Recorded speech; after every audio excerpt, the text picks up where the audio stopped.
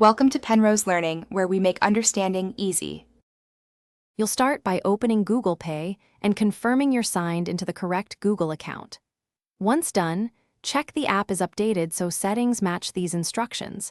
Outdated versions hide options. Tap your profile icon to access account settings because transaction history is tied to that account.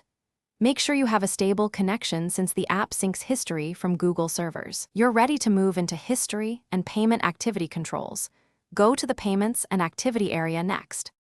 You now navigate to Payments and Activity and scan for the transactions you want to remove. Use the built-in search or filters to narrow by date, merchant, or amount. This saves time when history is long.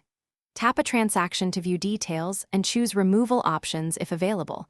Some items let you hide or report instead of delete. For multiple items, use Selection mode to act in bulk.